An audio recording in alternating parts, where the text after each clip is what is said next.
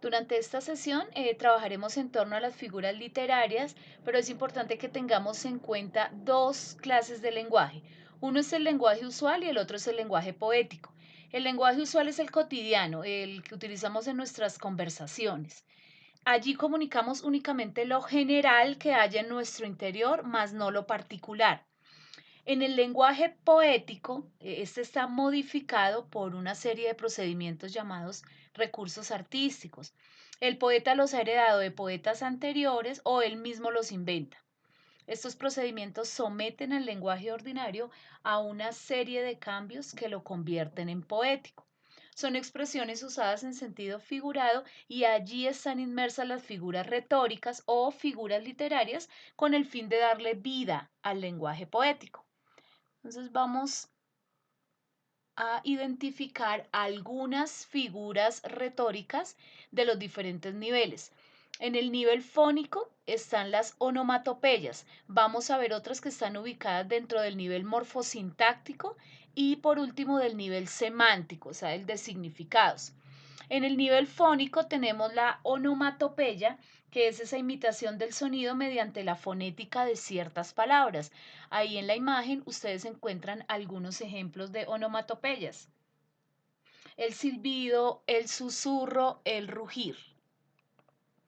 Las que voy a mencionar a continuación pertenecen al nivel morfosintáctico, como lo es la anáfora. Nosotros lo conocemos como anáfora o repetición porque eso es lo que es, una repetición intermitente de una idea con las mismas u otras palabras. Entonces allí podemos utilizar pronombres, conjunciones o adverbios. Entonces vemos en algunas estrofas de San Juan de la Cruz y de Gabriela Mistral, como se repiten al comienzo estas expresiones, lo que hace que sea una anáfora. Hiperbatón es una figura que consiste en alterar el orden gramatical del discurso o del poema al intercambiar pues ese orden sintáctico de las palabras en la oración. Vemos algunos ejemplos de un poema de Rubén Darío y vemos cómo se debería haber escrito sin haber aplicado hiperbatón. Yo tuve tus besos y tus lágrimas en mi boca.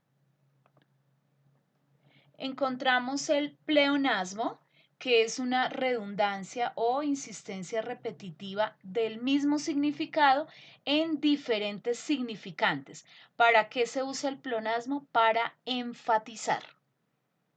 Vemos dos ejemplos. Otro podría ser lo vi con mis propios ojos o esos que utilizamos de bajar para abajo, subir para arriba son pleonasmos, redundancias.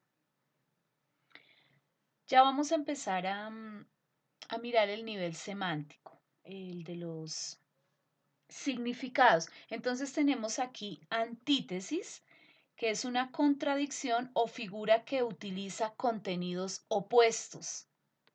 Un ejemplo sería, viven los muertos en el campo. Por ejemplo, soy horriblemente hermosa.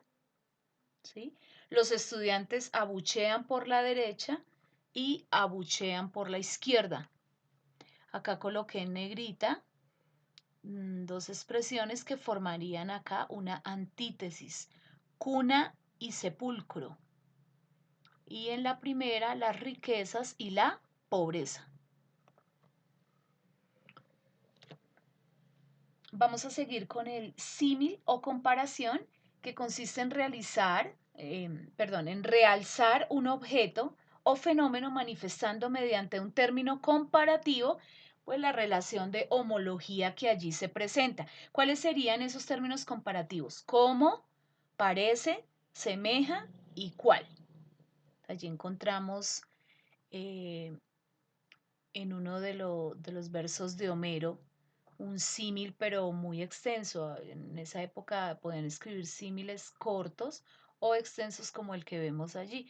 Mira cómo usan ese nexo, el cómo, y al igual que en la rima de Gustavo Adolfo Bécquer. En el eufemismo es una forma de expresión amable para ocultar o disimular algo desagradable o que es un tema tabú. Entonces, para no mencionar el tema de pronto, el concepto aborto, lo podríamos decir como embarazo interrumpido. Bueno, la hipérbole o exageración, ¿cierto? Es una deformación notable de la realidad. Podría ser un ejemplo, daré tu corazón por alimento. Tanto dolor se agrupó en mi costado que por doler me duele hasta el aliento.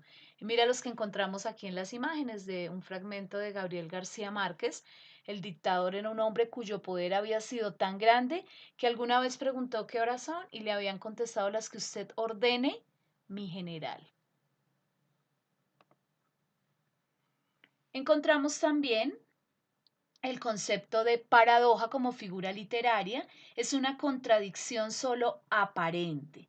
Es una especie de antítesis, pero recuerda que en la antítesis oponemos son dos conceptos, ¿sí?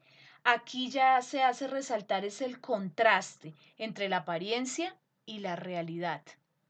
Entonces miremos en el poema de Santa Teresa de Jesús, que se titula así, vivo sin vivir en mí y tan alta vida espero que muero porque no muero. Bueno, en la personificación también es denominada prosopopeya y se atribuyen cualidades de seres, animales o cosas a los seres inanimados. Es una figura literaria muy frecuente, un recurso que se emplea mucho en las fábulas. Allí encontramos las que están en negrilla, son ejemplos de personificación. La muy noble y leal ciudad, hacía digestión, descansaba oyendo, son cualidades propias de los seres humanos que están siendo otorgadas, ¿cierto? Aquí sería en este caso a un lugar, que es una ciudad. Bueno, la siguiente figura literaria es ironía, que consiste en ridiculizar un enunciado, sirviéndose de él para decir lo contrario de lo que se quiere expresar, por medio del tono de voz y al escribirlo de pronto con admiración, interrogación o el uso de las comillas. No vamos a confundir ironía con sarcasmo. Por último, tenemos la metáfora, que es una sustitución del nombre ordinario por uno que ilustra. Entonces vemos acá algunos ejemplos. El de la nieve en sus cabellos hablaba de su historia para referirse a las canas. Otro puede ser sus cabellos de oro para mencionar el color de cabello que tiene. Y tus brazos son puertos seguros para hacer alusión a la protección y el descanso.